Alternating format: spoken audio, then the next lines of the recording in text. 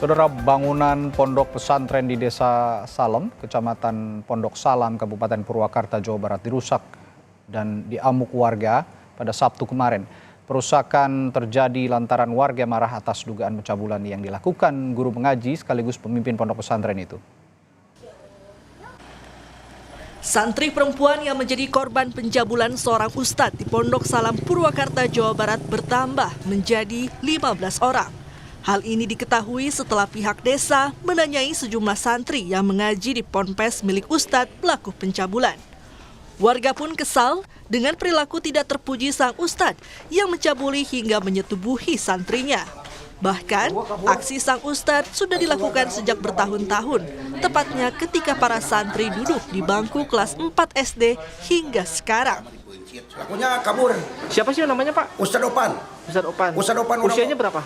Usianya hampir 40-an lah. 40 kurang lah gitu kan. Udah punya keluarga dia? Udah.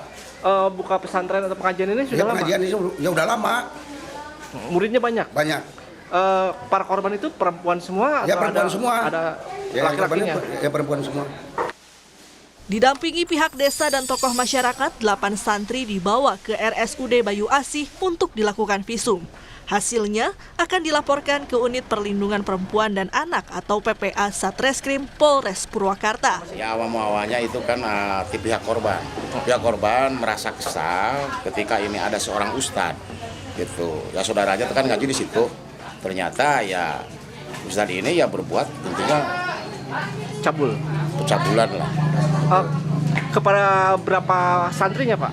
Ini baru ketahuan ini ada 10, ini baru 10, tapi ya masih proses. Barangkali ini masih banyak gitu. Sebelumnya, puluhan warga yang merupakan keluarga dan kerabat santri korban cabul mengamuk dengan merusak pondok pesantren Miftahul Huda. Sejumlah kaca jendela pecah dilempari batu oleh warga. Namun, pelaku Ustadz O melarikan diri karena takut diamuk massa. Kini, kasus ini dalam penanganan unit PPA Satreskrim Polres Purwakarta. Kemungkinan korban kekerasan seksual sang ustadz akan bertambah. Sejumlah siswa pun masih dimintai keterangan. Tim Liputan Kompas TV.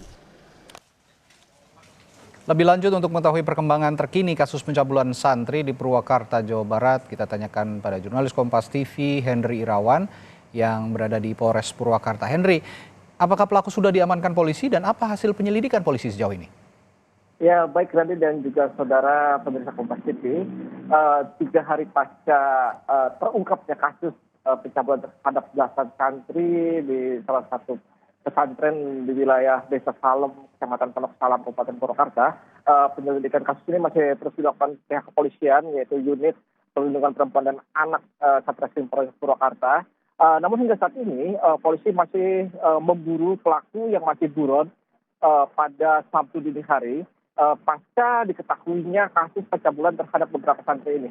Terungkapnya kasus pencabulan belasan santri ini diketahui adanya salah seorang santri yang mengaku kepada keluarganya bahwa dia telah diperlakukan tidak baik oleh guru ngajinya sendiri, yang kemudian berkembang menjadi beberapa orang hingga terakhir informasi yang kami terima bahwa jumlah santri yang dilakukan mendapat tindakan kekerasan seksual dari Ustadz OS ini menjadi 15 orang, dan menurut pihak desa kemungkinan jumlahnya akan terus bertambah karena memang para santri lain masih terus ditanyai terkait kekerasan seksual di pesantren tersebut.